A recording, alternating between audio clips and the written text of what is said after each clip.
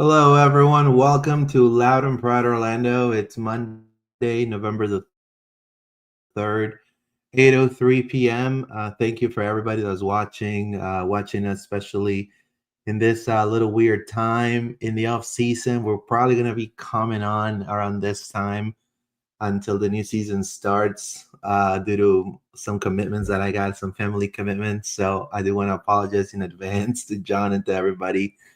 But obviously, Sam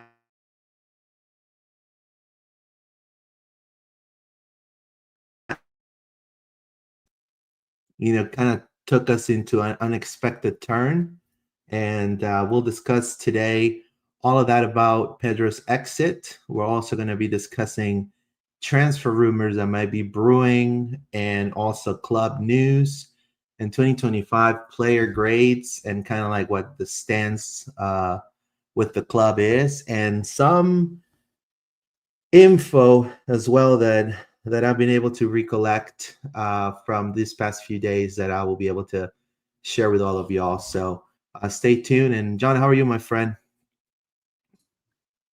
Good, man. Yeah, just off season, watching the news, watching to see what happens. We'll see what happens this week. We're expecting more announcements. Of course, Pedro, that was last week. We'll talk about that, but we'll see what happens, man. Off season is always so many question marks. We're gonna talk later about which players we feel are gonna stay and which players are gonna go. And I think that's really on a lot of people's minds, as well as there's still an option that Oscar might go. Still, we don't know. They're not going to announce that he's staying. That's not going to happen. But we don't know. We'll see what happens this week. Well, I can tell you for starts when it comes to Pedro, obviously, it's again. I want to be clear here. So I don't want to start from this. I am Peruvian, but that doesn't mean that I want all Peruvians to be in Orlando City. All right. So that's number one. Number two, um, I have some mixed feelings about this whole thing, but we'll discuss in just a second. Obviously, a massive, massive departure from the club. One of our top pillars has left the club. Now, I'm going to say this. I'm not here to judge the club's decision. I think what's done, it's done. And also, I'm not here to judge Pedro either because of everything that he has provided to the team. I think for everybody that's watching and that's listening, in my opinion, I think all of us have seen soccer and we know the cruelty of the sport and how it is and how things is always changing. I think Orlando City was ready to part ways, and Pedro maybe didn't feel that way. So first, let's start with that. The news and the most up-to-date data that has come out of what happened with Pedro Gallese was that this was a monetary situation. This was a salary. Pedro was asking for too much money. The whole situation per the player and also per Alonso, which he made a video today, which is in his Twitter, I believe, which you guys should watch. What he pretty much expressed was that it took him by surprise the decision of not continuing with Orlando. What I'm trying to say is just like any job, just like it could happen to any of us. He made it seem that he got let go. So literally, he went there and he was expected to have a negotiation happening. He felt very comfortable with what was spoken, according to the sources that he's even mentioned in several podcast interviews he had after his departure. He said, I was ready to go and sit down and talk numbers and crunch numbers and figure out, because I really want to stay. My family wants to stay. And this has been according to Pedro and according to Alonso, a Oscar Pereira decision driven by the front office. From my understanding, it was mainly there was no room of negotiation. He was informed they were not going to count with him for the 2026 season. And the meeting ended in less than 10 minutes. So he shook hands and walked right out. That's what happened. There was no, hey, let me offer you this, let me offer you that. There was no back and forth. It was just like, we're not going to need you in 2026. Thank you so much for your services. We appreciate you, and we're going to put out a video for you. That's how he wrote it on his social media. It took him by surprise because he was hoping, he could have negotiated, with any other team since his option was up, I believe. And Orlando was always his first choice, Now, do I feel some type of way of that club decision? If you ask me personally, in my opinion, I think it's a club decision, and I am no one to judge that club decision. Now, do I believe that maybe in a good Orlando fashion way, they could have maybe thrown a number out there just to kind of you offer 300,000 and hope it sticks, and if it doesn't, everybody parts ways amicably. They could have done that, but I don't think they wanted him to lose the chance to get into another team. So you can see it both ways, but that's what's coming from the players' camp. That's the version of the players' camp. We have not heard an official, unless it's the thank yous from the club and the beautiful video that they put out and all that stuff. We haven't really heard anything coming from leadership regarding this decision. For what I'm told, and I want to tell people right now, and then I'm going to have John speak his mind. There's going to be a press conference probably by the end of this week. They're still having meetings with players as of today. So maybe by midweek, we're going to have a list of who stays, who goes, how's 2026 going to look like, and then they're going to have a press conference. Now, more than likely, it's going to be at the stadium for accredited press. That's some of the news I have.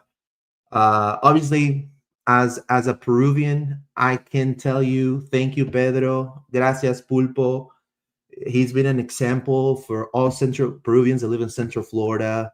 He's been an anchor, a club legend, one of the best goalkeepers that ever graced Orlando City's path. But again, it is a club decision. Orlando City lives, right? And again, we're gonna have to now. Orlando's gonna have to live with that decision. It could be a great move, because it's a change, is something new, and they're gonna try to get maybe push Otero or get another keeper, but. Or, it could be really bad, like it happened with Shaq, like it happened with Dwight Howard. But I really think that it might have been more of like a coaching type of decision. That's what I've been told per the camp. And I leave it like that. I remember I keep the good moments. I keep the great saves, the positivity that he brought to the city. And the rest is just baloney and speculation. I think that no one here, and I don't know if I'm talking for everybody, but I personally wouldn't get pissed if he gets a job in a different team, because you need a job, right? You need to provide for your family. So it is what it is. If you're shown the door, you got to provide. You got to get another job. Otherwise, what? You're gonna knock on doors or wait for something to come to you. You have to go chase it, right? So we'll move on. He'll move on, I'm sure, and it is what it is. And then he will ever be etched in the history of the club. John, anything you want to say about Pedro? that was the little bit I knew about his departure. Yeah, I mean, I don't really. I think you could perceive it as, disrespectful not to negotiate, but also I just think that they clearly knew that Pedro was wanting so much money and we don't want to pay him that much. So it's just like, why go through that situation of just having that awkwardness? It's rather, in some ways just be like, we're going to move on, this is a game, this is what football is, right? Yeah. At the end of the day, players come and go, and he was a great servant for this club. But I think, like we said before, just the level of performance probably isn't worth, I kind of think he priced himself out of the club in many ways by, every time we renewed his contract, he wanted more and more money. He made himself a very expensive keeper in this league, which was fine when he was one of the best keepers in this league. But now that he's not, you either have to take a pay cut or you got to go find somewhere where they're willing to pay you that amount of money still. And he has every right to do that. And I think, if he goes to Inter Miami or Atlanta or wherever, like I know other fans might be upset with him, but I don't care about that stuff. I'm like, you play for my club when you play for my club. If we don't want you anymore and you go play somewhere else, like how can you, it's like it's a relationship at the end of the day, right? If you're dating someone, you break up, they go off and date someone else, you can't complain. It's the same thing with soccer players. It's the same thing exactly. So he will find somewhere. Well, they'll pay him, and I think that's going to be great for him. And I think that's what he wants. But for us, I'm happy we're moving on. I think it's time for us to find a keeper that's more budget friendly. If you look at what other MLS teams are around the league are able to do with keepers, that some of them, are kind of highly paid, but some of them are really not in terms of how much you have to give in terms of your allocation from your actual wage budget towards a goalkeeper. Pedro was a lot, and we don't have to have that much, I think, to get a similar level of output. So at the end of the day, it's about what are you worth to us, and sadly, Pedro is just too expensive now for what he's bringing. So it's Well, better to move on than like make it ugly, in my opinion. let's read some comments real quick, and then uh, uh, what's good, OC fans? Is Frankie Cosmos? He's staying until 2028. I hope announcements on players and coaches come soon. Oh yeah, we're gonna talk about just a second. The winds of change are blowing. Good evening, gentlemen. Says breaking news: Muriel is staying 2026. Says Alonso. Thank you, Alonso.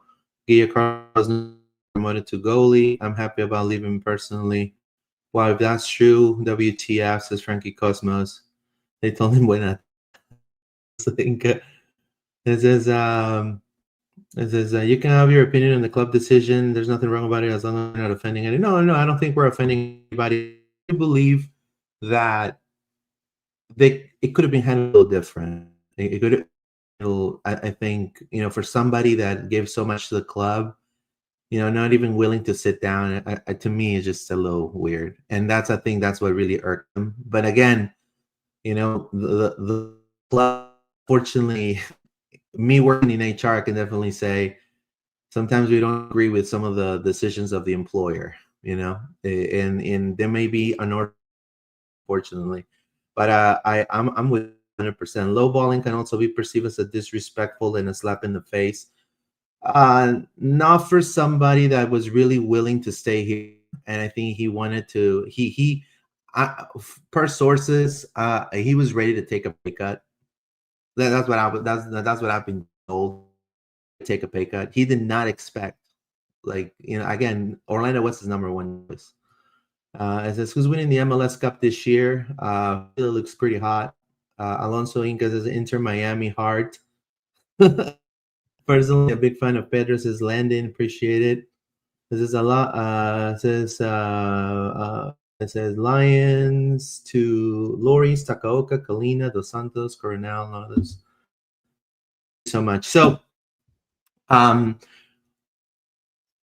information is that per sources, Oscar Perez is going to be staying in the team.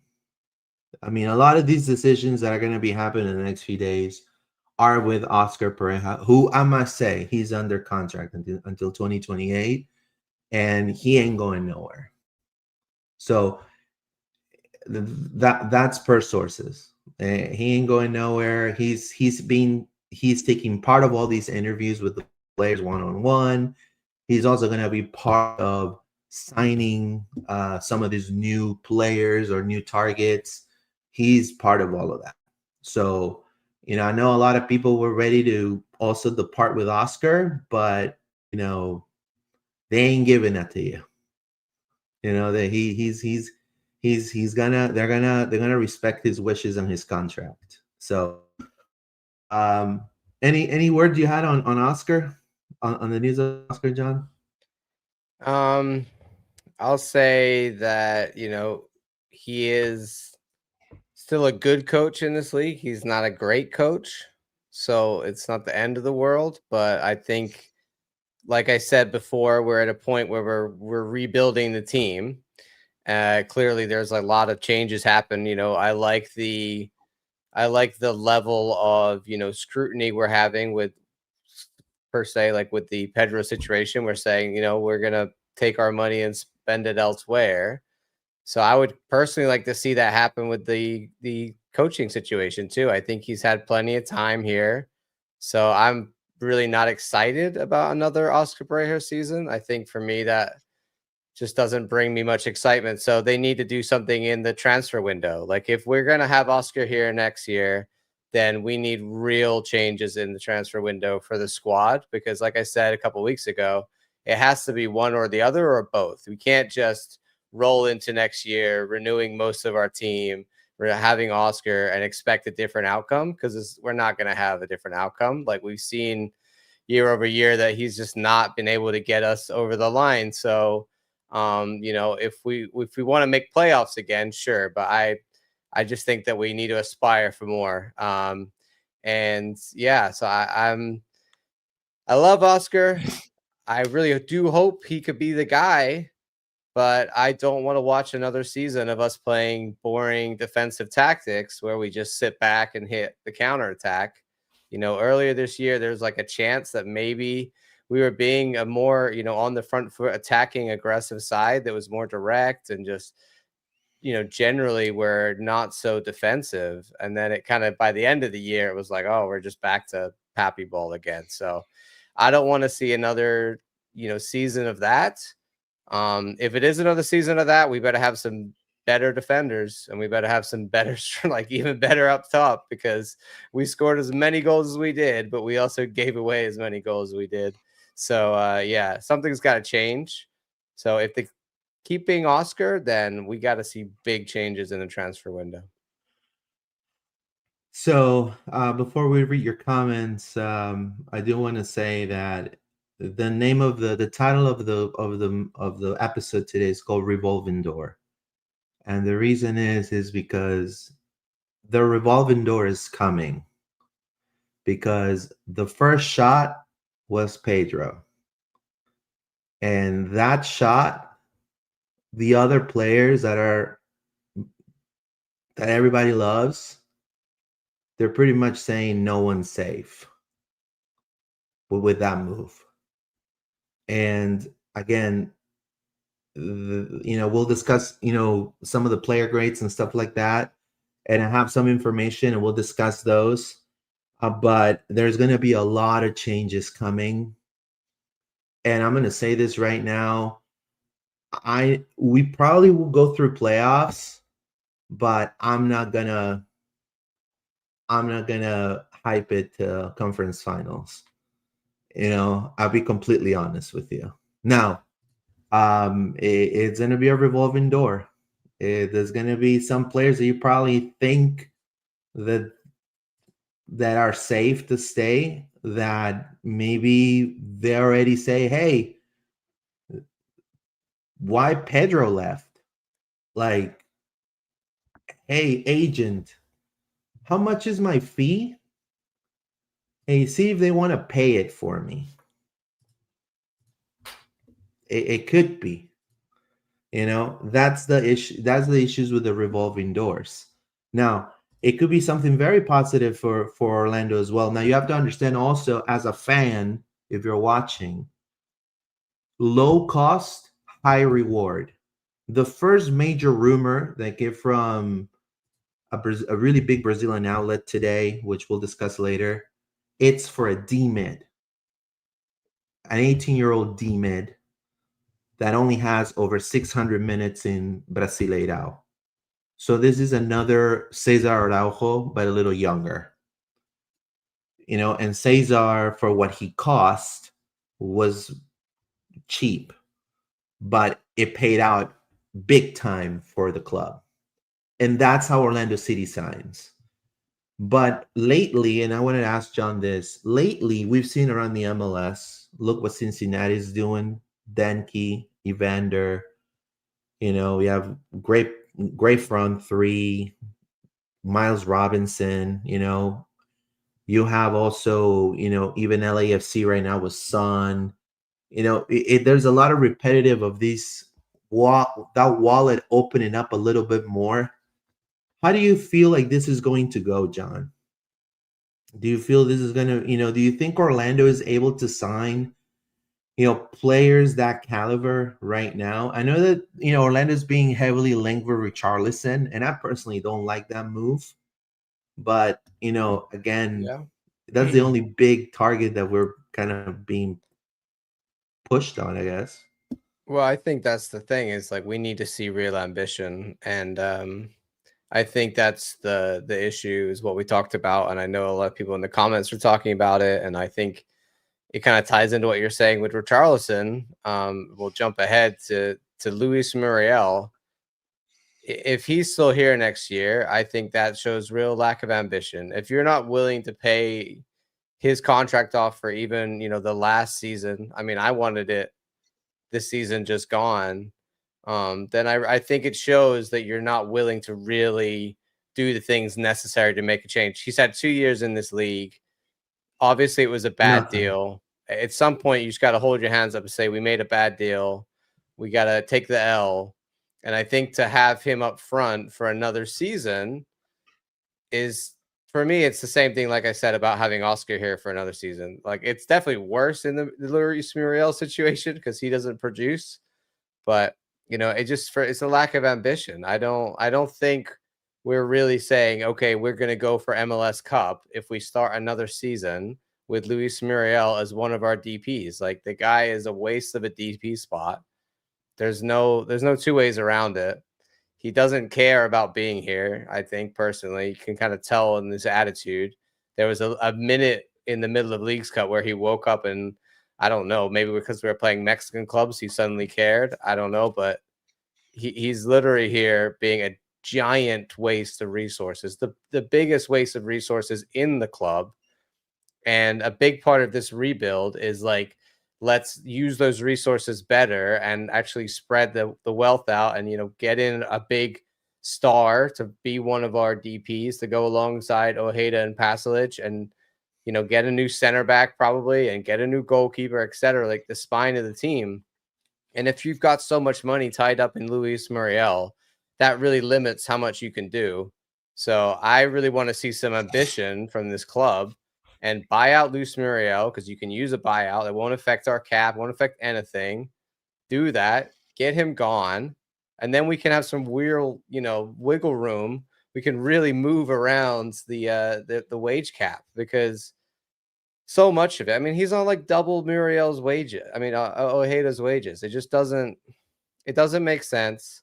At some point, someone has to say, this was a bad signing. I'm going to take the L and let's pay him off and move on. So if it's, I don't know whether it's, the decision of Ricardo that he doesn't think we should pay him off, or whether he's asked the Wilfs and the Wilfs said, we're not willing to pay that. I don't know. But I think it's, like I said, if we start another season with him on the books as one of our DPs, we're going to have another season with 2 out of 3 DPs. And we've done that for the last like 7-10 years. I don't think we've ever had 3 DPs. So yeah, that's something I would like to do. And if you're going to go get a Richarlison or someone of that type, then I don't understand how you can do that and still have Luis Muriel and Ojeda and Pasalic. So if we are doing that and keeping Muriel, then that means one of the other two would potentially leave, and that sucks because I don't want either of them to leave. A successful window for me is keeping a hold of those two and bringing in players that can actually make this team better right now, and players that are going to actually make an impact, not players like Nico Rodriguez that potentially could be good. I want players that will come in and make this team good from the beginning, because if we're going to get rid of guys like Pedro, we need to replace that with someone of that same level. We can't Right. just, Well, we that's can't gonna just cost a little replace more that money, with right? one dude. Like, you can try and replace him with a guy for a season, and if it doesn't work out, that's okay, because you're like, all right, well, but I think we at least need, if Otero is going to be given a chance, we need a backup MLS guy who's got experience to come in, who could be there if it doesn't work out with Otero, who can then play the rest of the season. That is like a perfectly viable way to go about it, I think. Just having that safety blanket for you. It would be a cheap option to go with Otero, because he is a homegrown player that, if it works out and he steps up to the level and becomes a really decent or good level MLS goalkeeper, then he's essentially free, like we had with Alex Freeman. This is how you get to the level of Philadelphia, where they've got so many players on their roster that are not paid for in the wage budget because they are academy player, and it doesn't count towards your wage bill. So this is, the more we can have of that, the better. So if Otero, you give him that chance and it works out, great. I mean, we did it a lot this year. Taifi, Gervais, hopefully when he comes back, like Colin Gusky, Caraballo. You feel comfortable There's so many of these with guys that you just need to give them more minutes, because if they get up to the standard and then they're a squad level player, then they're not counting towards your wage cap, and you can use that money elsewhere. Like I said, so you Philly, go feel look at what they comfortable do. you feel comfortable with a D-mid of Willa Cartagena and Colin Gusky? I think the issue with Wilder coming back, Colin Gusky, no, we need to go get some more. Obviously, we need to go get some defensive midfielders. I don't think Wilder is starting caliber again coming back from injury. Personally, I think that would be disappointing if you're going to go put the eggs in that basket, because we don't know what he's going to be like coming back from such a big injury so late in his career. So I don't think we should do that. I think that Eduard Atuesta, if they want to have him here next year, I don't even think he's a starting guy. I think he's a rotation option. I don't want him to be a starter. So we're looking at, if Cesar is going, we're looking at two new defensive midfielders potentially to come in. And again, that's kind of where we need to be able to have some of this, flexibility. And where I would like to see guys like Jansen probably not come back, because again, they're an older player on a lot of money, TAM player. And I think it's just time for us to move on from Ivan Angulo, Cesar Rujo, even Wilder. I personally wouldn't bring Wilder back. I wouldn't bring Jansen back. I would, really get rid of a lot of these TAM guys and Luis Muriel. And that's going to give you, like I said, all that flexibility to go out and buy some new, fresh players, get some MLS players. Let's not just shop in South America. Let's go shop elsewhere. Let's look in Europe. Let's look in Asia. Let's look in Africa. Let's do things a little differently, because we've been doing things the same way for so long, and it hasn't produced MLS Cup. So we can't just continue in that manner. Now, from my understanding, and we'll read some comments right now. It says here, calling OCSC, I'm with John, but replacing the spine Jansen Cartagena might take longer than one window. It might, I but think you got to start the process. It's never going to be all right, but done. you have to the understand, rebuild has to begin. Right, you can't but just sit with the team you have and be like, no, we're never going to change our players. That's I'm so good. boring. Well, personally, I'm good with the process and building, and Rome not being built in one day.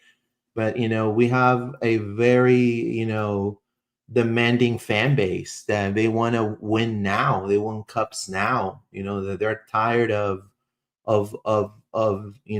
not winning. And so I feel like if that's what the fans are yearning, you got to deliver caliber players like Heung-min Son. You have to deliver caliber players like Ty Baribo. You got to be, truly. I don't think it's going to cut, and with all due respect, it's not going to cut it for Orlando just to have Duncan and Luis Muriel for 2026. You know what I mean? And I understand there's going to be a lot of fat being cut out of this roster. Like, for example, Fabian Loyola, for example, I think, he's buying Rolexes and he's not even a starter. You know what I mean? So, again, maybe, we're looking at Cesar moving on, and we'll discuss in just a second. But let's read some comments real quick here. Booty Sweat says, we need to be ready for Freeman's departure too. Yeah, I agree. And I have information about that as well. I'm not concerned necessarily where the players are from. Clan club clash. If they don't start spending, they won't have much of a fan base in a couple of years. It says, first, you need to find out if the club wants to spend the money, says Alonso right there. It says here, we'll just have a TAM DPs like Miami does. He'll be a DP next season. Let me see here. If we get one of the big DP transfers this offseason, I think they'll set it up as a loan with a purchase option a la DePaul or Pep Biel. Any news on Wilder? Thank you for your comments. We appreciate you, and we're going to be putting that right there. So that's the roster profiles. Would you rather have mine or yours, John? This is the latest one. So there's one that came out in September. So this includes the one I have. This includes guys like Spicer and Adrian Marin. So yeah, I mean, you can just see. I mean, we've talked a lot about who's out of contract. We'll go through the player grades in a bit, but first let's talk about that. Wilder, Pedro, like we've already seen that one. Cesar, do you have anything on Cesar? Is that you think that situation changed there at all, or we feel like there's 100% he's not coming back? So there is information coming from Uruguay that Cesar has decided to decline, and so he's not coming back to Orlando City. He's gonna just leave after his contract expires. There's his brother plays in Brazil, so he just wants to be like we said last year. I mean, he was ready to go last year. We felt so. Cesar, no. Ivan Angulo, I don't think we should renew his contract. I think that would be a mistake, personally. I think that, again, been a good servant for the club, but I don't need a winger who scores one goal a year in my club anymore. We can find other guys who are fast. We can find other guys who can defend. Oscar needs to move on from some of these safety blankets dudes, and the best way to do that is just not have them in the team at all. So for me, Ivan Angulo, thank you, but you can go. Now, when it comes to Ivan Angulo, I get what you're saying. I get what the fans are saying. He's been a workhorse for the team. Obviously, not a lot of goals or assists, but from my understanding is that he's gonna they're gonna pick up his option, and so more than likely we will see Ivan Angulo next season. I think as a TAM player, that's a big mistake.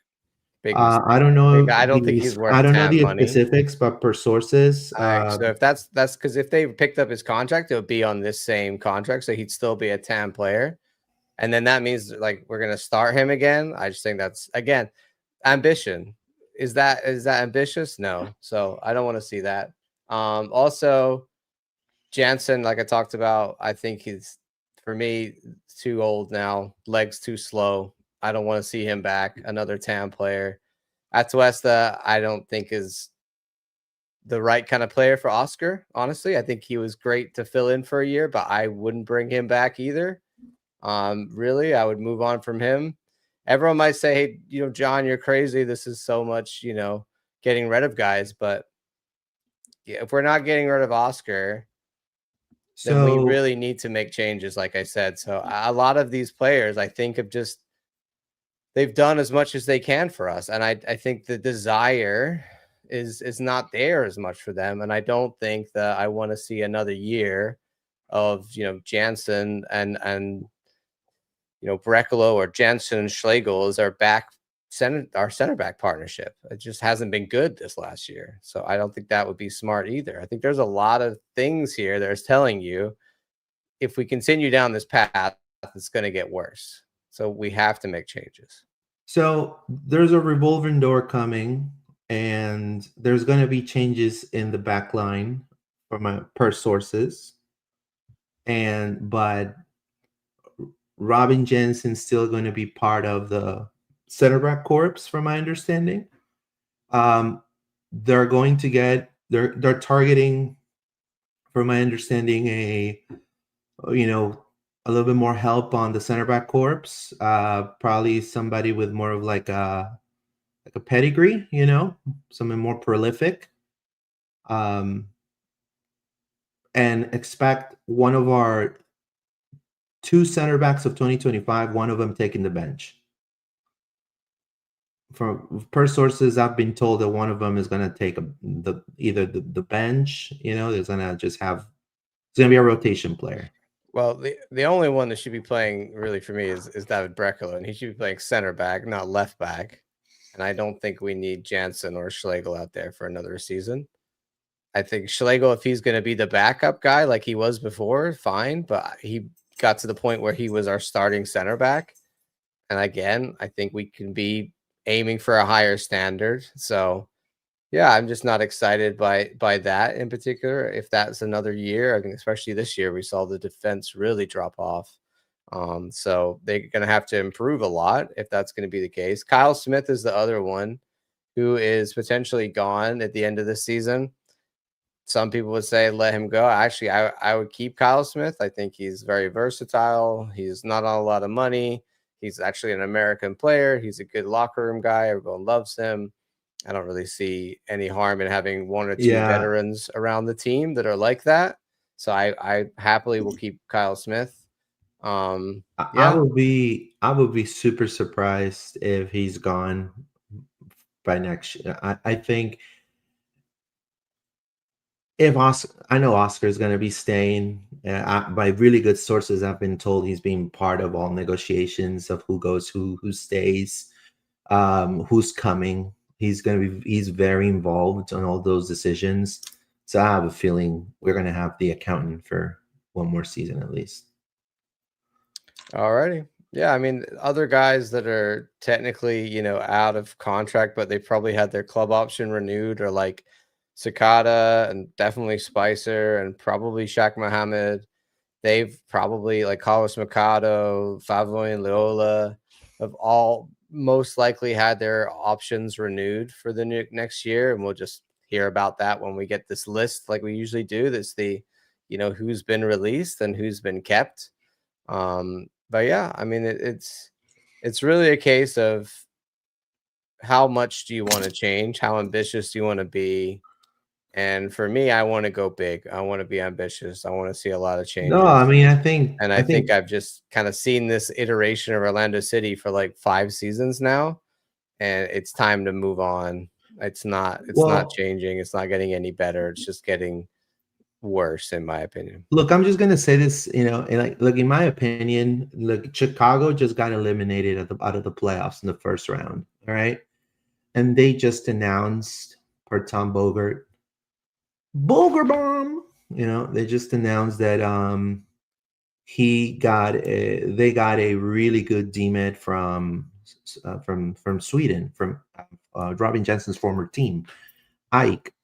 So, I mean, they're already kind of letting their fandom know, hey, this is the path that we're kind of taking. We are going to try to make the best decisions possible to make sure that we are actually going to get through the promised land and not just make playoffs or be protagonists. So we're signing this guy. This guy had really good numbers for that position in the Swedish league. So, I mean, they already announced his signing, and they just got eliminated like a few days, a few hours ago. All we've done so far is just announced that we're not renewing Pedro Gallese. So right. Right. So I understand that these things take time, but also the club needs to. They need to let us know that there's a game plan here and what the game plan is and what we're doing. I know they're not going to tell us outright all of that, but we need to see positive signs. We need to hear the right things coming over this offseason, or I think a lot of people are waiting to see what happens. I think there's a lot of people that don't know whether they want to come watch Orlando City next year, and they're going to say, like, what's Orlando City going to look like first? And I think this offseason, if you don't make the right moves, then a lot of people are not going to be excited to come back. yeah, and when it comes to at least good news for the fandom is that Martin Ojeda, the per Uruguayan media, his 2 years, they're offering him an extension of 2 years, so both options will be picked up, and I think those are good news. He's keen to stay, so it's just a matter of that being announced. And I Yeah. want to give I credit mean, they should give to. him some of Muriel's money. Honestly, I don't know. They should No, not just renew. They should be renewing with a new deal, which extends his contracts and gives him more money. He should be on more money than he is. I agree with you 100%. I do want to give credit to David from, I think his nickname is FLA Doodler 18 from Instagram. I believe he's one of the kids that run the Reddit for Orlando City Reddit or something. So thank you. He pointed out, again, the way we report things are verbatim per how they write it. So if there is a Brazilian outlet that writes it, I'm gonna translate verbatim what it says in Portuguese.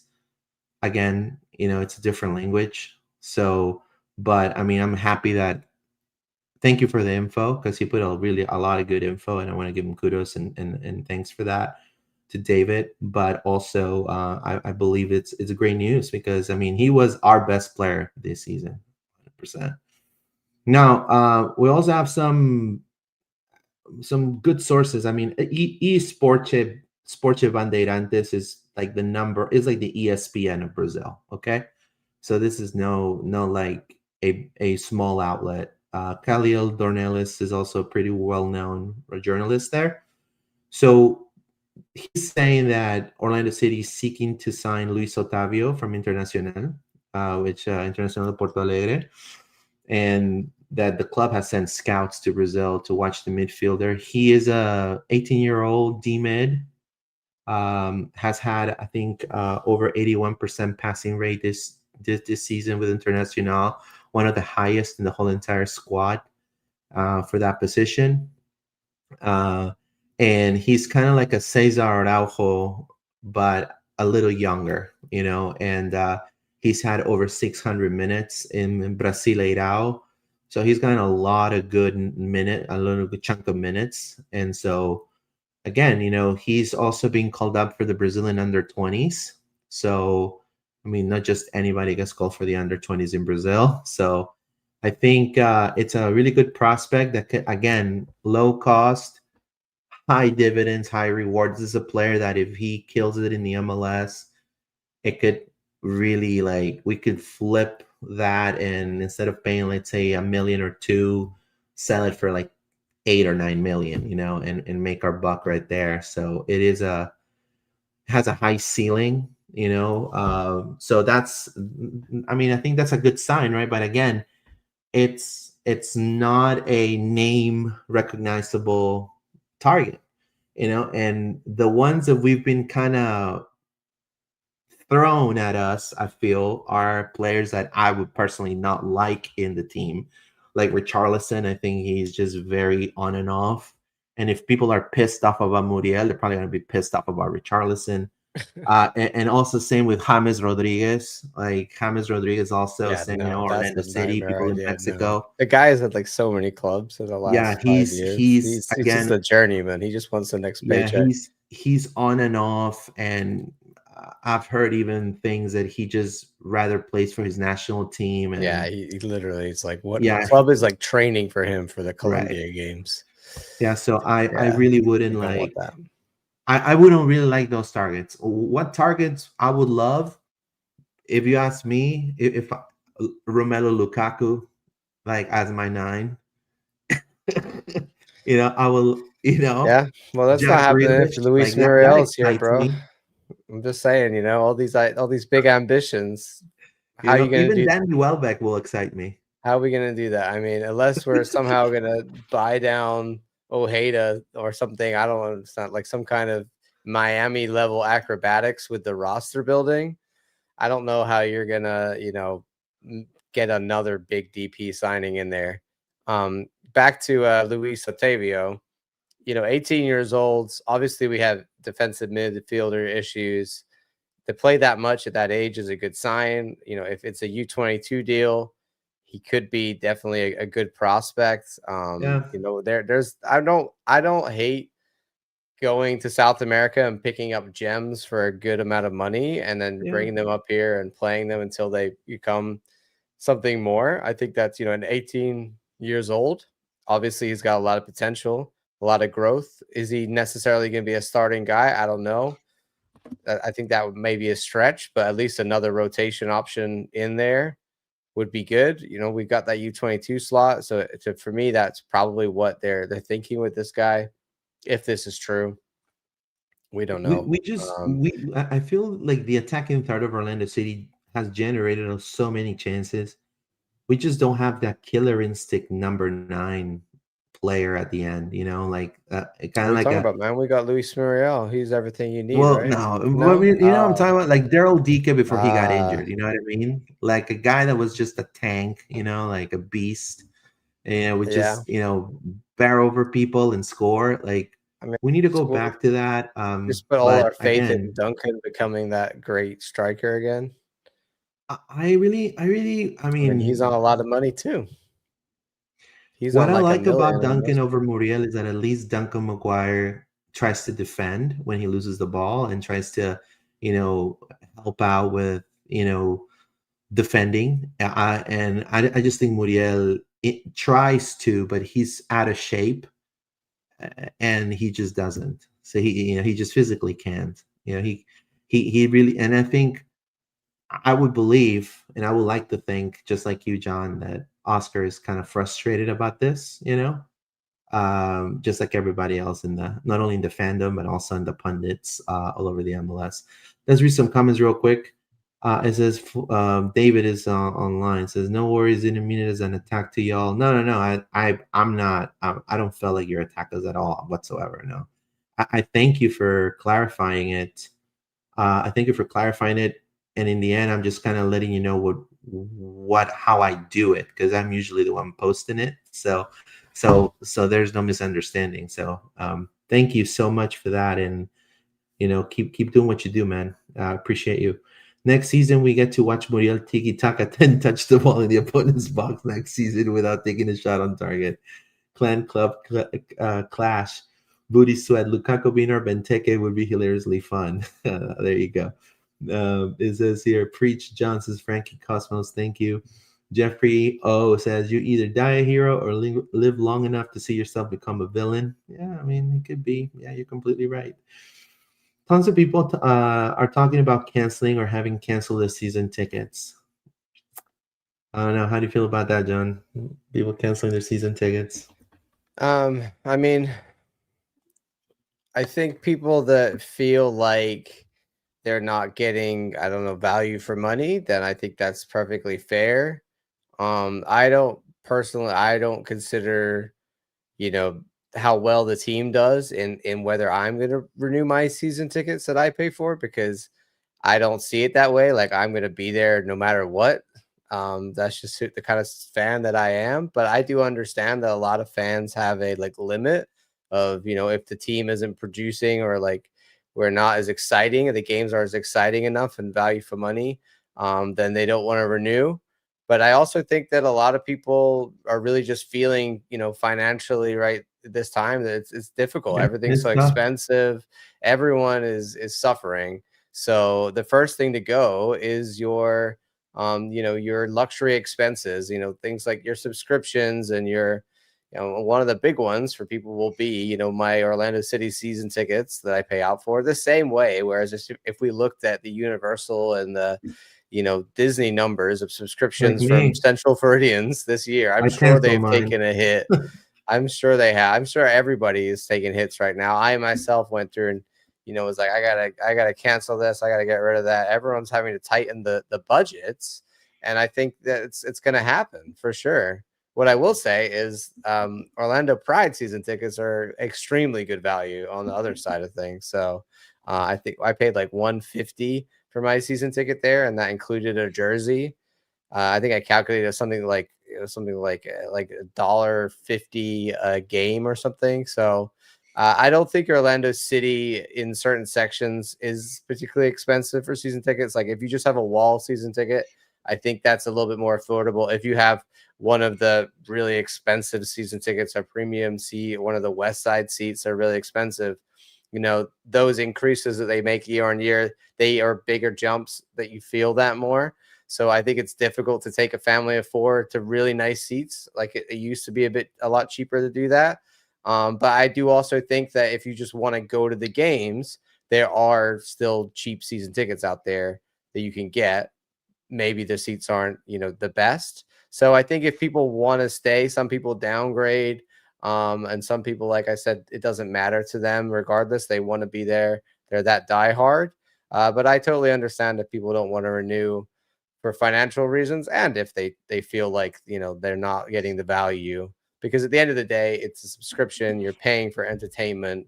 And, if you don't get that value back, then, you're not going to be there renewing. Yeah, for sure. I do. Before we go into Nico Pierre, you want to talk about Nico Pierre before we go back into the players? Yeah, I just wanted to give a shout out to Nico Pierre, called up for the U17s as part of the Qatar World Cup, as well as Gustavo Caraballo has been called up for the Vino Tinto U17s, Venezuela. So that's awesome for Gustavo. He's had a great season. So yeah, 2 guys are going to be involved out there in the Qatar U17 World Cup. So yeah, great. I love when we have our players out in the international sphere, Luis. So really cool for them. It's going to be an exciting experience. Yeah, 100%. So I don't know if you want to keep going through the player grades, or we can read more comments. I think we'll just do some player grades. It's kind of a nice way to go through. So is it 1 through 10 here? Or? No, we're going through like goalkeeper. Oh, in terms of the grades, no, we'll do like you would at school. So you can do A, B, C, D. Oh, okay. Or A, B, C, D, F. You can have A+ if you want. If you feel like that's worth. All right, Pedro's final grade on the seat. And if we look back here, Luis, I can show you. So here, 2023, we gave Pedro all A's. Last year, you gave an A star. I gave him a B. What are you giving Pedro this year? I'll give him an A. All right, an A for Pedro. I'm going to give Pedro a B this year. I think there were some good moments, but some pretty, not so good moments as well. All right, Javier Otero. He didn't play a huge amount of games, but from what you saw, what do you think? I don't know, man. I mean, it's unknown to me. I can't really vote on. He has not many minutes. I know that in OCB he's been doing really good. He's like a good penalty kick taker. I didn't notice any like real issues when he played those games that he came in for Pedro when he was away. OCB level is a little different than MLS. No, I'm talking MLS games when he played, Luis. I'm talking about when he played the MLS games this year. Oh, play the MLS games? Yeah. Oh, yeah. I mean, I don't think he did that bad. No, that's what I'm saying. So I'm going to give him a B. Solid. I think he did a good job. He wasn't amazing, but he wasn't bad either. Rodrigo Schlegel. I'm going to give him I mean, he's had one of the best, physically one of the best seasons. And I know that I will give him a B. All right. Give him a solid B. Yeah. I'm gonna give Schlegel an A this year. I think he had a good year. All right, David Brecalo. A. You give an A? I think the number of minutes playing in a position that's been a little bit wonky for him and excelling, I think he's done tremendous. I'm gonna go A plus. You want to go A Yeah, you plus? could put A plus for me as well, actually. Yeah, I think he Yeah. is See, to our me, best defender. He won our defender of the year. obviously, outside of Freeman, because of the goals, I think he's defending wise, he's had the most clearances, the most tackles, and all of that. So Yeah, good for Brekalo. Robin Jensen. Oof, man, I'm gonna give him be honest with you. I mean, I know he's our captain, man. I'm gonna give him a little bit of a B minus, bro. Like kind A of B minus. That's fair. 79.5, bro. I was thinking like a B or maybe even a C. So I think B minus is about right. Yeah. Thomas Williams. Man, I I put wish him he in would here have. because he's on the roster, but I I don't. I don't want to give him an F, but I'm gonna give him an F because he doesn't get to play. So it's Look, like a did not. It's like a pass, a fail because you didn't actually get to play in Orlando City games. we should not put F. We should just put nothing Well, I'll put DNA could not or appear. NA, not available. NA not applicable because he doesn't get a chance to play. So, Yeah. but he is on the roster. Just want to point that out. And He is and, an and, and MLS that's a player. shame. I'll be honest with you. I think he should have It had some is. minutes. We can't grade a guy if he doesn't actually ever get a chance. And there were so many times this year where he could have been given a chance. So I just think on that one, it's like either give him minutes or let him go because he's been here so long, and the guy can only play so many OCB games before he starts asking questions as to what am I doing. Adrian Marin. Oh, I'm Look, from gonna what I've go. seen, being his first season for me, C minus. Okay. And that's his first. And he even said it. I had no minutes Yeah. back in Europe, but still, I will. I I think think that's the little bit of grace. So I was gonna go like D, but I think because he only just got here, I'll give him C minus. But I don't know if it's all his fault. But we were hoping he would fix problems, and he just made more problems, and that's right. And I think it's because not we what we were a little want. bit. And again, I think I, I think we expected because of the teams he played, that he was going to have more minutes. But again, um, it was a signing that maybe the club felt that it was going to pan out right away, have an immediate impact, but it didn't at all. Rafa Santos. I mean, he left, but we can give him a grade. He's in Colorado. C. I'll give him a C minus I, too. I'll just go C. I Yeah, think that's a he decent was, C. Yeah. in some ways, he was not as he was leaking goals, but maybe not as many as Marin did. It's hard to tell. Who was the worst left back? Look how many Kyle positions Smith. Kyle plays. Look, I added all the positions that I thought they played this year, and Kyle played a lot of positions.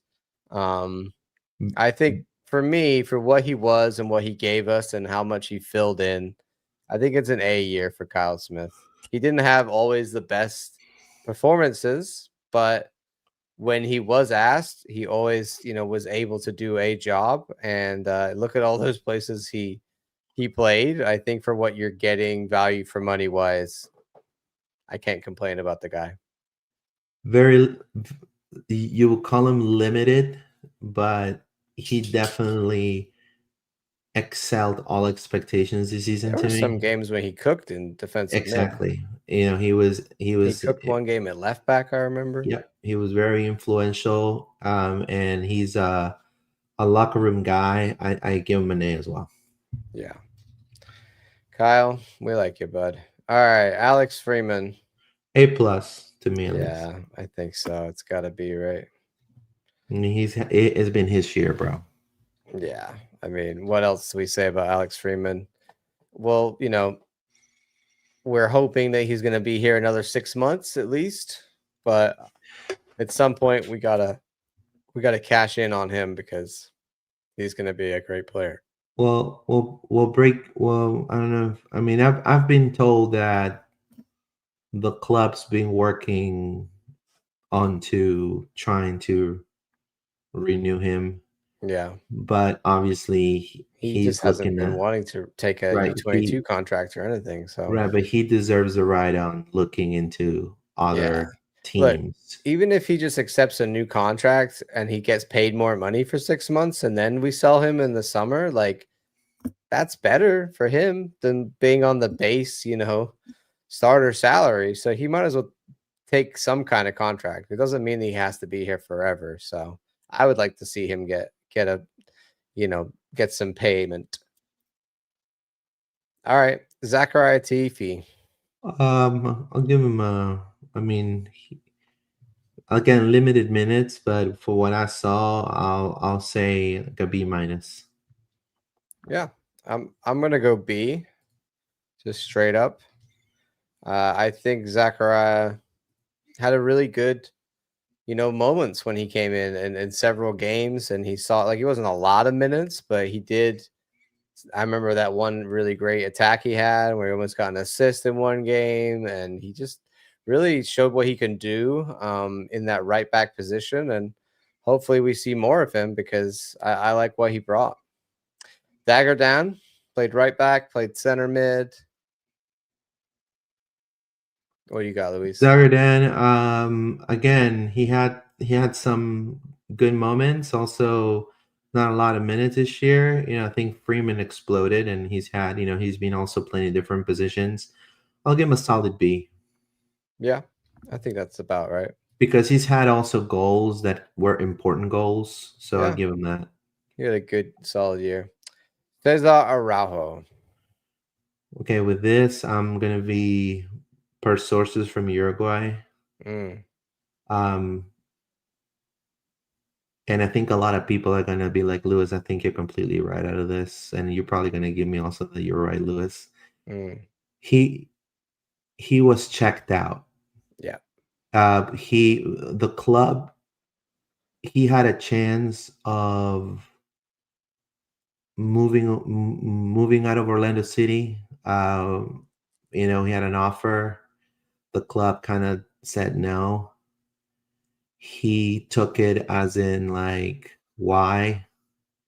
And per sources from Uruguay, I'm saying this again, this is not official from the club, but per sources from Uruguay, from that moment, it was just more of like him being checked out. And yeah, also, again, um,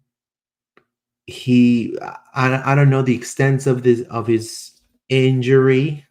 And when I say take it with a grain of salt, I'm saying injury.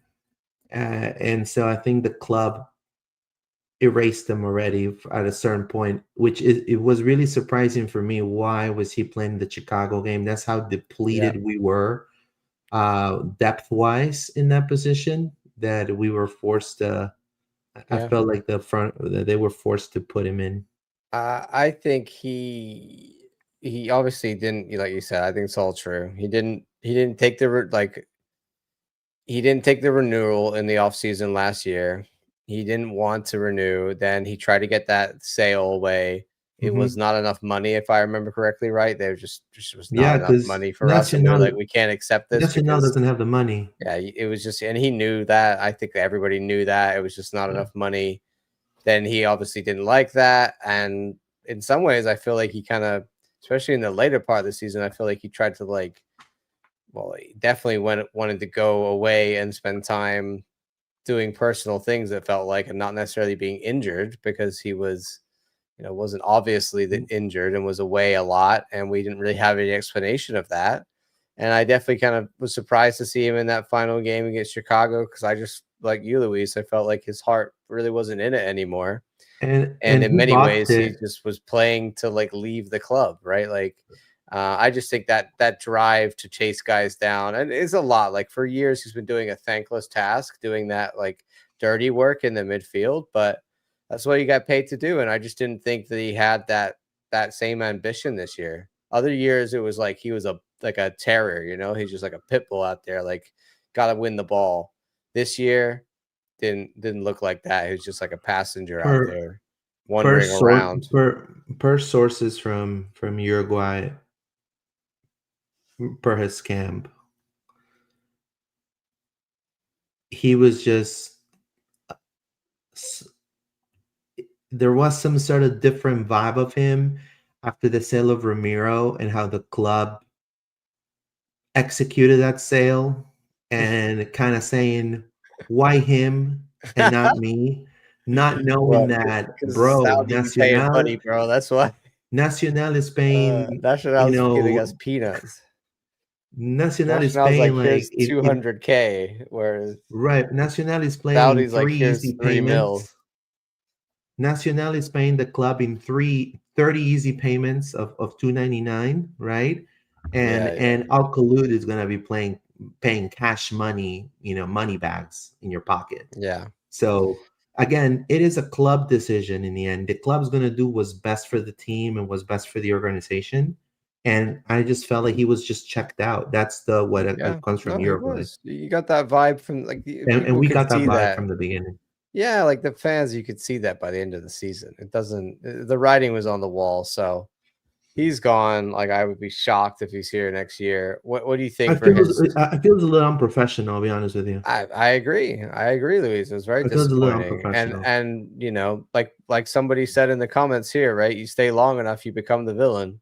There you go. But I think we were in our rights last year to say, look, this is not the right deal. If you come back with the right deal, we'll make it happen. We've always done that for players. I don't think we've ever really kept players that wanted to leave if the right deal comes, but we're not going to just sell our players for nothing because they want to leave. That's not how it works. And that's the same with every club. Cesar, what do you think?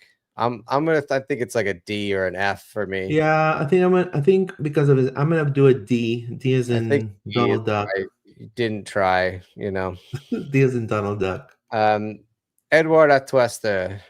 Look, bro, this guy for me could have been a B plus, Yeah, probably an A minus. But this one thing is, I love the guy as a human being. As mm, he always gave great interviews, always willing to talk to press. Super super nice team guy. yeah, He just doesn't defend.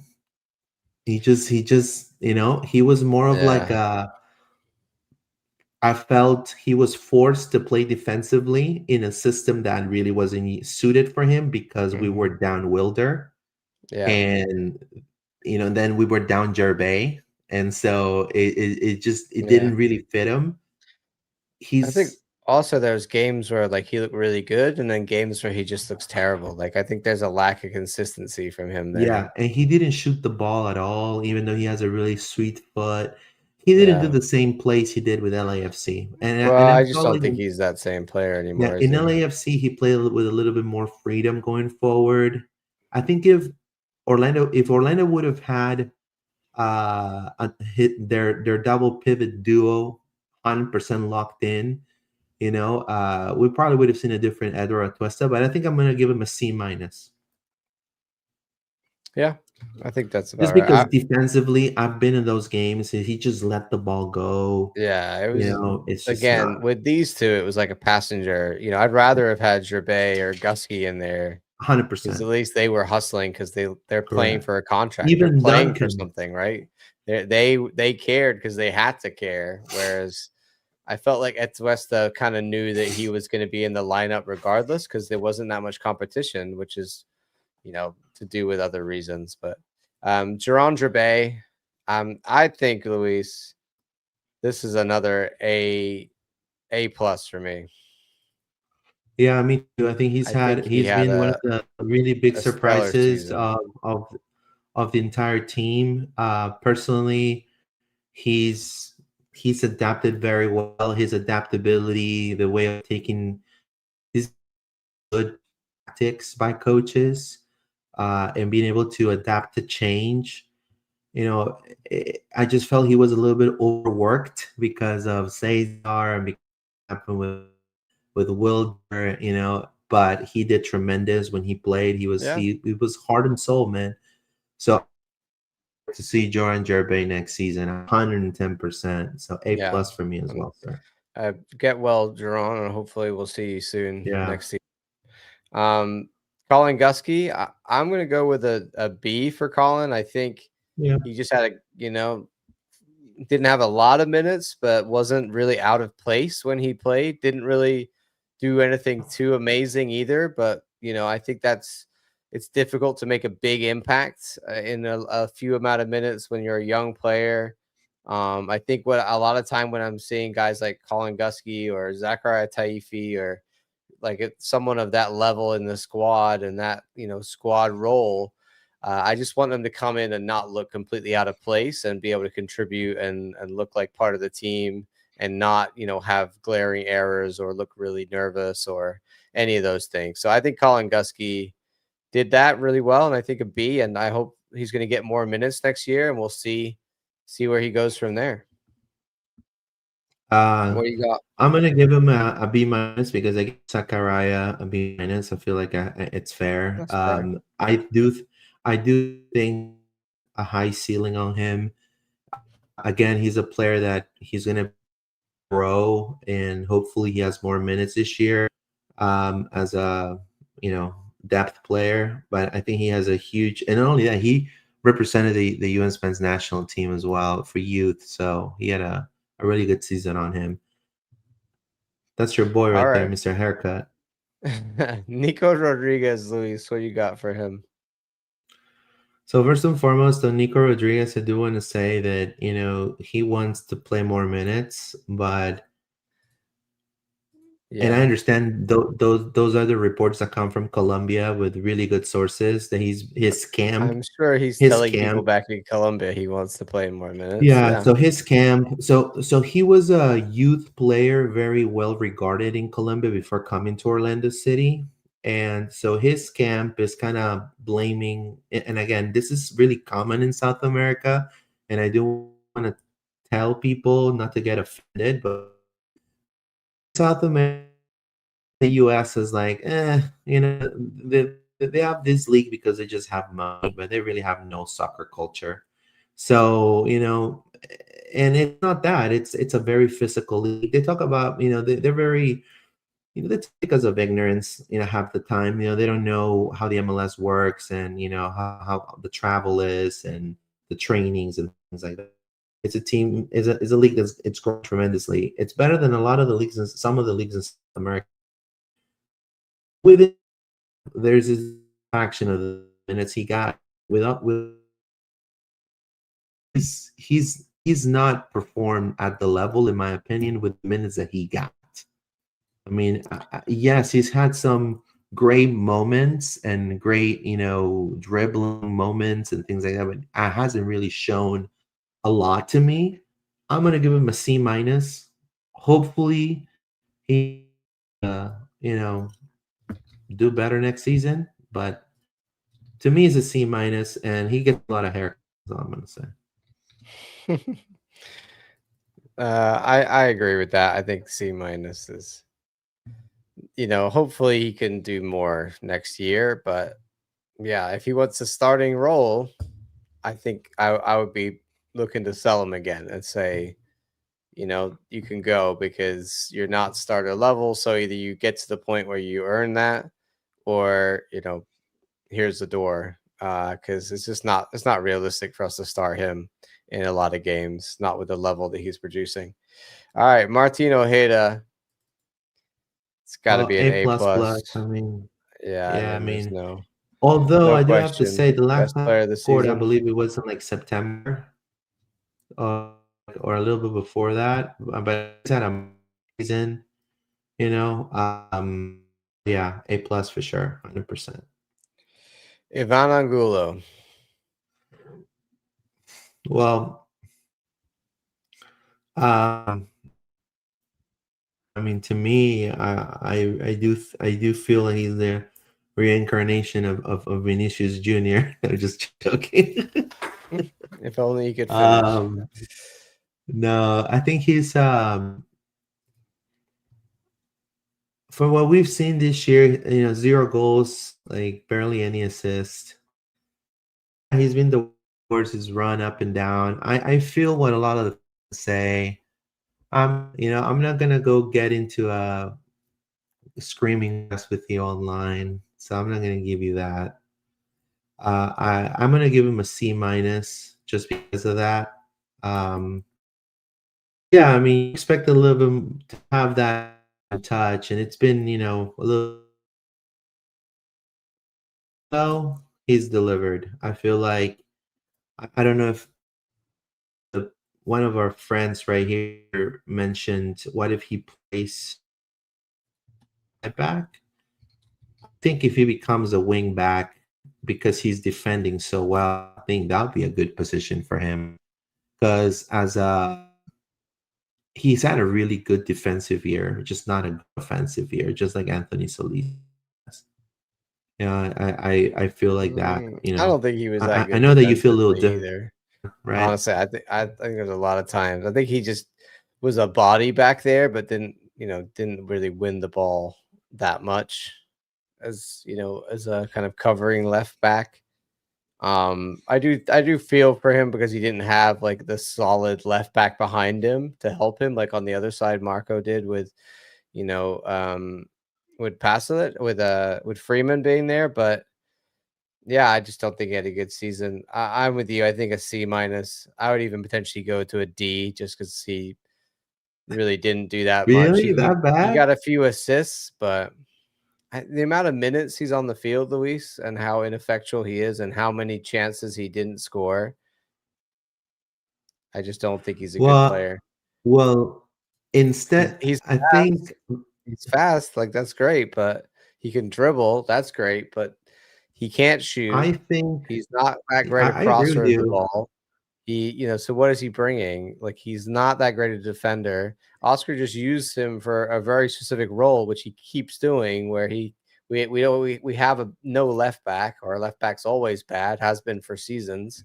And then Angulo's been there for seasons covering for the left back. So if you get a real left back in, and then you put Spicer in front of him, and the left back's able to hold their own, then Spicer won't have to do all that defensive work as much, and he'd be able to just start, and then I would just start Spicer, and I would never start Angulo again. So for me, he is a symptom of a problem. So I don't think he's needed. Yeah, I think that after seeing all the hype that Spicer is kind of shown, and the little minutes he's had, he's really taking the team, by storm 100%, and I think it's been great for him. I'm happy for him. You would have imagined what Jutaro Sukata would have had to give him a lot of competition. We would have been talking about probably Van Angulo not being in the team, Well, and that's because what I'm saying. If you're saying Utaro's back and you got Spicer yep, and we've got Nico, we've got Pasalic and we've got Ojeda, like, and they might bring in another winger. I don't know. He might be time for moving Gulo yeah, on. I you're right, personally you're don't think he right. should renew his contract, but I won't be shocked if they do. Marco Pasalic, A plus, A plus for him. 100%. Yeah, I Yeah, mean, to first A year in the league to get that many goals and assists. phenomenal. There was no learning curve, none of that. He just came straight in, Now start there from is there from the is minute some he told us news. left foot was a weapon. It was a weapon. 100%. Obviously, we didn't see a lot of him almost in the end, like especially the Chicago game and stuff like that. But you know, I do want to say he is very being sought after per sources Yeah, in Europe. So all these rumors about yeah, Mönchengladbach, Hamburg, yeah. Wolfsburg, like Look, Bundesliga teams. and these are teams that could come and throw 10 million at us, and we'll be like, great. Like, if Right. we, supposedly, quote unquote, we paid like 4 million or whatever for him. So if someone comes in and offers 10, 15 million for Marco Paslic, yeah, we're gonna take that. We're gonna take that money. We're gonna use that and then go buy the next Marco Paslic, right? Yeah. It's That's what we Also, do. But it has to be a big offer. And also, I don't know if I believe this. He wants to return to Europe, which is what they're saying, out of Germany or whatever. I just think that would be really surprising to me. Why would you move all the way to America to do this, like be a DP in a soccer league and do this whole project just to then I agree with immediately you. go back to, Germany? If he wanted to go to Germany from the club that he was at, he could have done that. I'm sure there were German clubs that would have taken him back. And he wanted to come to MLS for a reason, I think. So I don't think he's going anywhere. I think the team is going to do what's best for the team and what's best for the player. If Yeah. they have a player that says, "Hey, I want to go. Like, please let me go. I would rather be in Europe. I love the Yeah. MLS, but like, I feel like, I think you're gonna make quite a lot of money based on what you paid for me." I think the club, knowing the history of the club and who's in charge of the decisions, they're gonna do what's best. They're gonna do it if it makes sense for the team, and also if they have someone in the pipeline, they're able to get to immediately produce. And again, like just like Landon says right here, we need more players like Marco that can just come and produce instantly. Yep. That is the type of signings that we need. Not necessarily like Heung-min Song or Lukaku or Lewandowski Yeah. or Griezmann. We need players that are going to adapt into the system that Hmm. Oscar has, or more like attacking minded, but they're going to pan out tremendously. No one, and I know people are still not going to believe it, no one had. I mean, when Pasalic was signed, people were questioning the signing of Pasalic, and now they're like buying their jersey, which is normal and that's understandable. But you, you know, we need more signings like that. I'll be happy with John, with 10 Pasalics. Yeah, no, You know what I mean? and we said this so much, but like, go find more guys in the league that know the league. Like, I understand that there's deals outside, but there are also value guys in this league you can go get from other teams. And with the introduction of, last year, the RAM, as it were, like, whatever, the actual trading money that you can essentially just have a regular transfer between your two MLS clubs, that's an option. We saw several clubs do that for big players like Evander, Lucho. Like, it can happen. So if we have if we have a need in the squad, like a center back, Luis, like you're always talking about wanting to go get Zimmerman, we That's should my go do boy. that. Go find a MLS center back who's ready to go, who knows this league. You could just drop into the position. I would like to see us do a bit of that, at least one or two players from this league. Well, why not? I don't think players in this league are that expensive, as well as like some American players, man. I mean, we are maxed out on international roster slots. I know there might be some players leaving in some of those slots, but we really don't have many American players on the roster at Well, all. Matt Miazga is going to be available. That's your boy right there, Matt Miazga. Yeah, maybe he's an option. Yeah. I wouldn't like it, but could be. I just don't like Matt Miazga. I think he's a horrible dude. Um, Tyrese Spicer, I think it's going to be an A for me. Yeah, it's gonna be an A for me as well. I think for the number of minutes he's had, I think he's made a huge impact. So I look forward to see more of him. You imagine Spicer, we got him from Toronto, kind of he was shunned in the bench, and then getting him and blossom to be like a really one of the best wingers in the league. Yeah, That's I think what the club wants to see him at, and I can wait to see him in the starting lineup next season. I hope so. Well, if not, at least coming off the bench, if we Yeah. don't bring in another player or something. Gustavo Caraballo, I think for me, I'm going to go an A. I think for his first professional, minutes in MLS, big year with OCB. He scored 2 goals against the Rowdies in the Open Cup. For a 16-year-old, all the call ups for Venezuela. He's going to the World Cup. He's had an incredible year. He might not produce an insane amount on the field for us, but at 16 years old, that's not what we're Uh, expecting. I think he came onto the scene with a splash and had a very good year. The GA Cup, for example. So from his perspective, it was a very successful season. Like if we're gonna go young and we need players that are gonna change the pace of a game, I wish I would have seen him more, because this Orlando City at some point had really lack of offensive ideas at some point. At some parts of the game, like it was just a lack of offensive ideas because your strikers were not producing, your wingers were not producing. So I wish I would have seen him more. So I'm gonna probably rate him with a B just because of that. But I think he had a monster season, and I want him. I want to see him more on the first team next season. I think age is just, I know it's some cliche. Age is just a number, right? Mhm. But and I think he's shown that there's a player that's gonna get really far, and he has a work ethic. We just need to see him more. Like he has more potential. I mean, this is gonna sound so bad what I'm about to say, but I don't care. To me, he has a higher ceiling than Nicolas Rodriguez, Oh Gustavo yeah, for Carvalho, sure. For sure. 100%. I don't disagree. Nico Rodriguez is like Yeah, what, 21, 22 years old, and yeah, Gustavo Carballo in some yeah, ways is almost better than him. 100%. So yeah, it's different kind of points in their career. But if you say one of these guys is 16 and one of them's 21, and they're pretty much performing at a Yeah, similar level, and those are the one of type them of has a lot more decisions. potential and growth than the other. Be honest with you, those are the type of coaching decisions also I expected last season. Like for example, and we say it here at the podcast. We've said it, like if Nico is green, you already seen what Gustavo could do. Put him on. Like, you know what I mean? Like he's gonna do something. I mean, he's already produced a couple of good plays.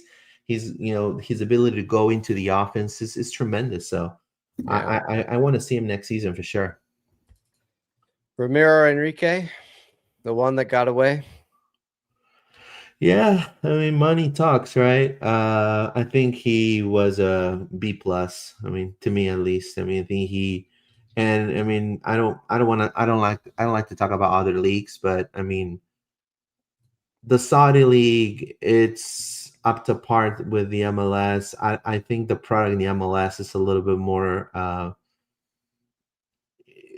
It's the product is better here in the MLS, in my opinion. I think there's more parity between all teams. In the Saudi league, you have four teams that are super rich, and the other ones are kind of not as good as OCB. Hmm. So I don't know. I think it's a B plus for Ramiro for sure. Duncan McGuire. I mean, I feel like he suffered from two shoulder injuries. I don't really blame him for having what was the numbers this year are nowhere near what they should be for him.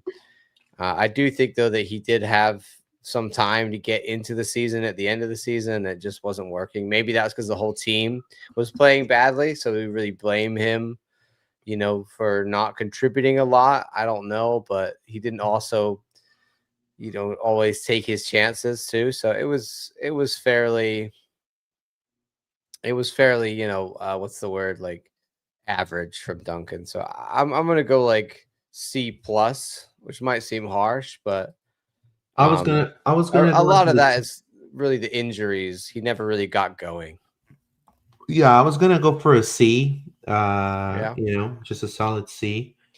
And I mean, I think what the fans expect and what I've read and heard, the outcry of a lot of the fans, they want exciting soccer, they want goals, they want, and I feel Duncan is a great change of pace player right now.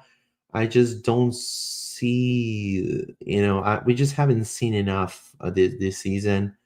Um, Even Ramiro kind of, outscored him, coming off the bench because of those injuries.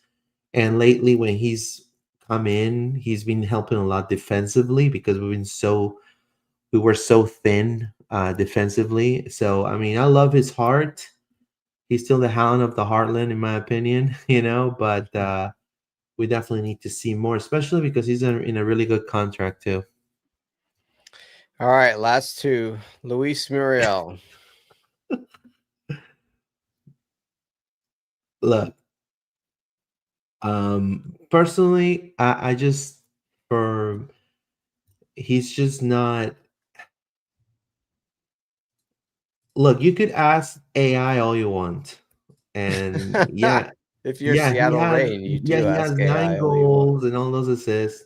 Urgent Kara had also similar numbers, and people hated Urgent Kara, and Muriel, people expected at least 13. They expected, you know Ramiro level in Saudi Arabia number of goals, or maybe what Martino Ojeda produced, this season, just for what they were paying for Luis Muriel. So I think, and this is with all due respect, I think it was a botch.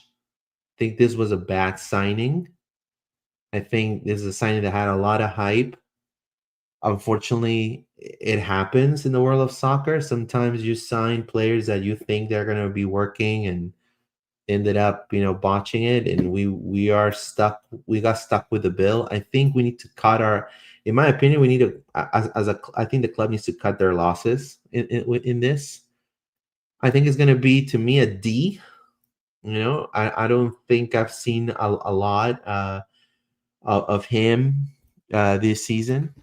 And not only that, also, the him passing it back and, touching the ball like 30 million times before shooting the damn ball, all the wasted chances. Yeah, I think not good enough for me.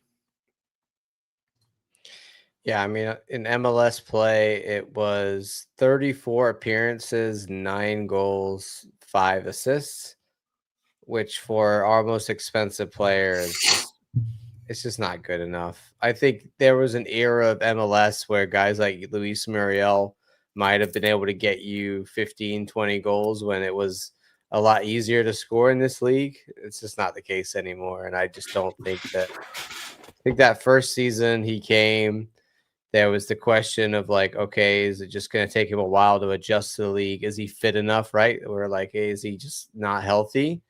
And then he's had off season, the whole of this season. And the only time I ever really saw him come alive was in the Leagues Cup, where, he got 3 goals in like one game, got like a hat trick in one game. A lot of the other time, it's just, him getting goals, yes, throughout the season, but not really from his own creation. A lot of the time, it's stuff that he just kind of put in, finishing, the play as the striker. We don't have a striker really in this team that can create goals and score goals himself. And Luis Muriel, for being paid as much as he is, should be able to do that.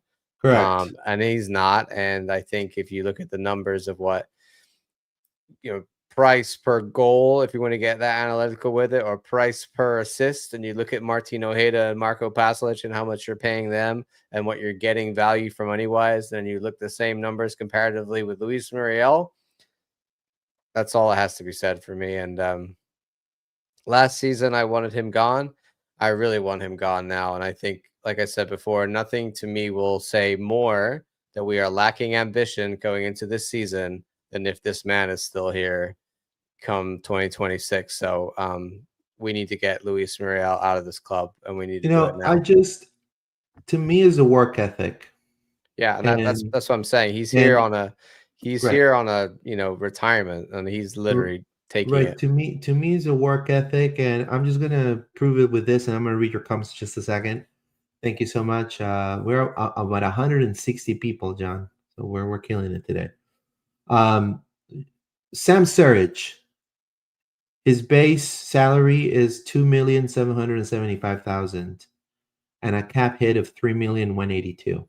Yeah, now there's good value. You know for how money. much Ty Baribo, who just scored like, I bet like not even a mil, right? Are you ready to hear what Ty Baribo's salary is? Something like that. $700,000. Yeah, there you go. There's good Ty value for money. Baribo. Okay, so it is. I understand the frustration. I'm not I'm not typing it up, but I am frustrated. It is BS. I mean, I think this is a botch, and I think you gotta cut your losses. I mean, personally, I think it's a waste of DP. And every year he's getting older and slower and less effectual, and right? He's 34 years old now. I think they try to wait for him. He shows some signs and some rays of sunshine of improvement here and there, but it just didn't stick out. He doesn't want it enough, does he? Because if he really wanted it, he'd be in the gym every day and he'd be getting fit and look at the level of fitness Nani had himself at 36 when he came to the club or whatever, and he stayed for like 3 seasons with left fitter.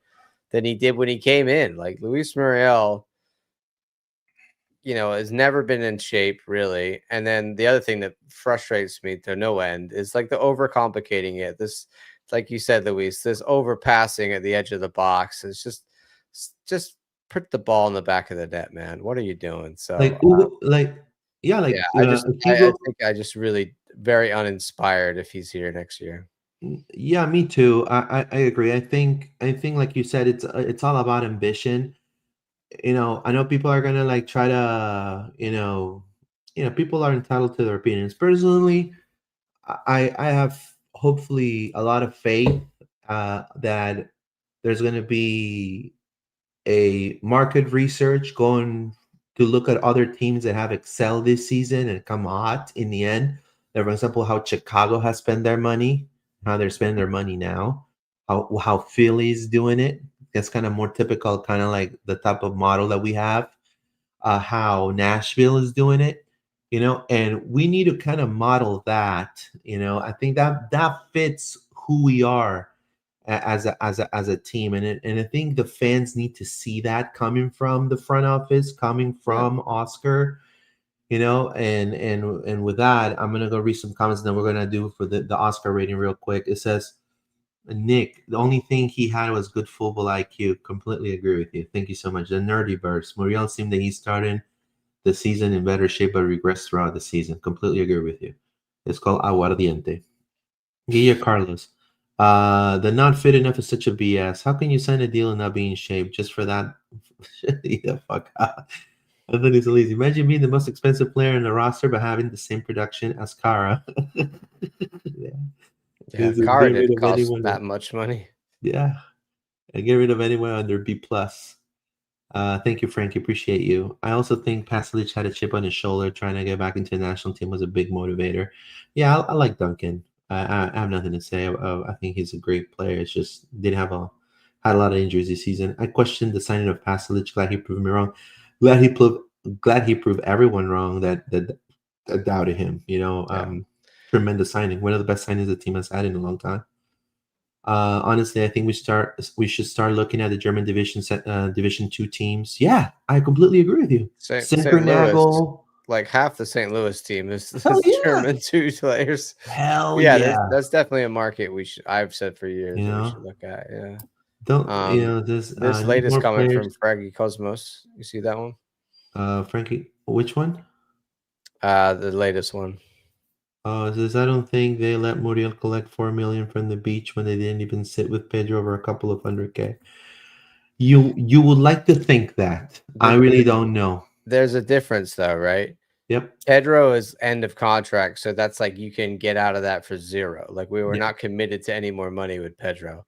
You've already essentially, as soon as you sign Muriel for $4 million or whatever it is a year, he's already getting that regardless. So if you say we're going to buy him out this year, you're paying for nothing. Essentially, you're paying that money just to send him away.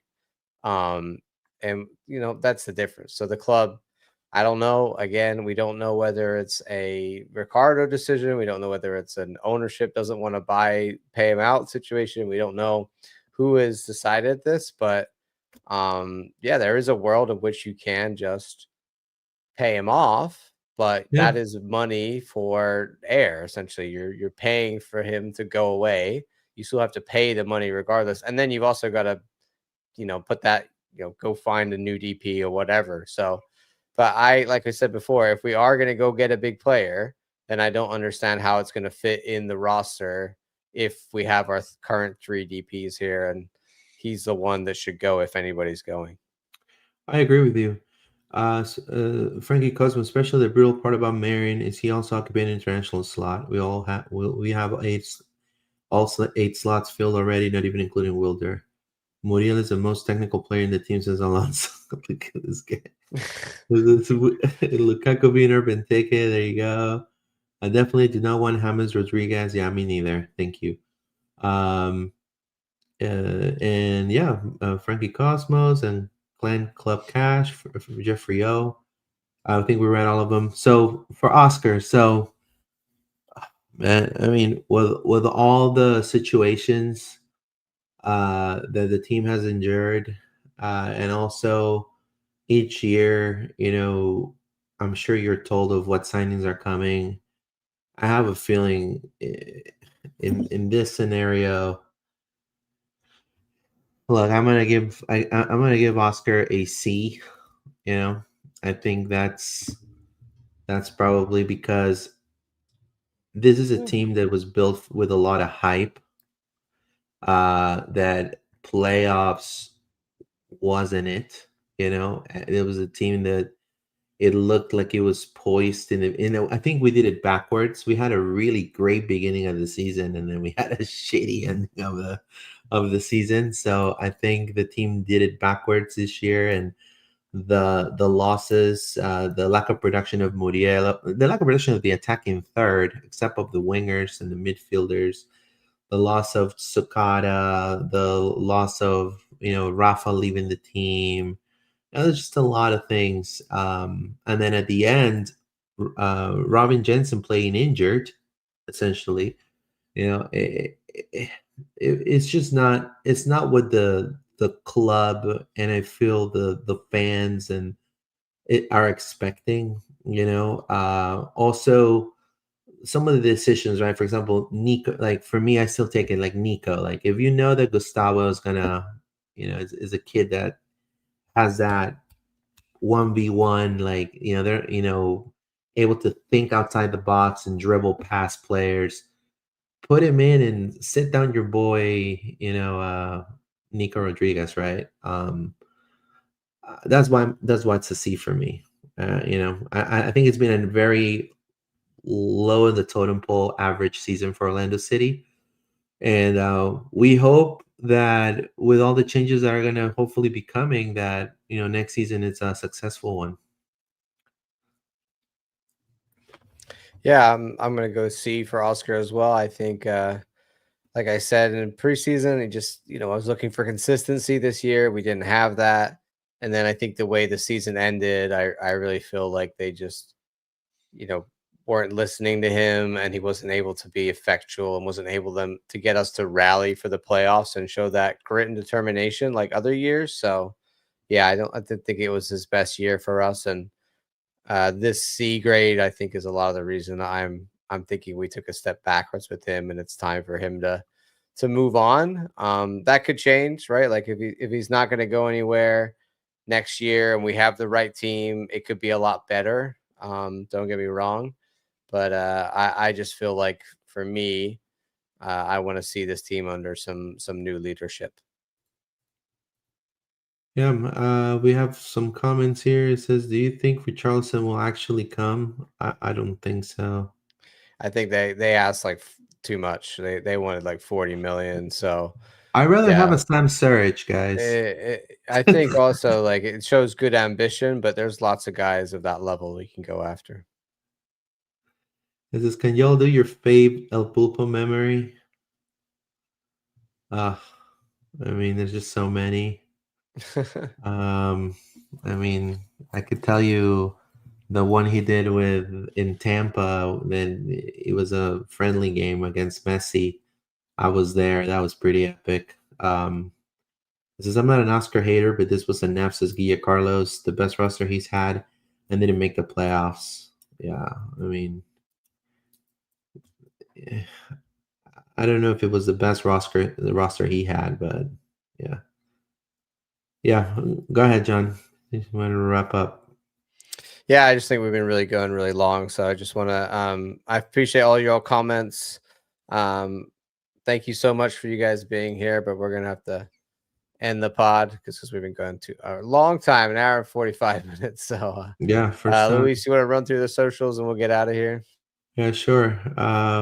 Thank you for your support. I know that we had a last comment, Gabriel Jesus instead of Richarlison, possibly. I don't like Gabriel Jesus either, but that's just my opinion. I would like a Sam Surridge, man. LPO podcast on X, Instagram, Facebook, and YouTube. We're also available on Spotify and Apple Podcasts. Make sure you listen to us and check us out. Subscribe to the channel. Just click the notification bell for all notifications. We need all the support needed. And again, we want to thank you for this fantastic episode of over 190 people live. So anything else you want to say, John, before we go? No, just we'll be back tomorrow with the Pride Pod. So check us out there. And then if any big news happens later in the week, like if they release the player list of who's staying, who's going, Yeah, we'll discuss potentially do a that. live pod as well. So check us out later in this week, potentially. All right, guys. Thank you so much for your support. And again, vamos, Orlando. Take care, guys. Vamos, Have a good one. Orlando.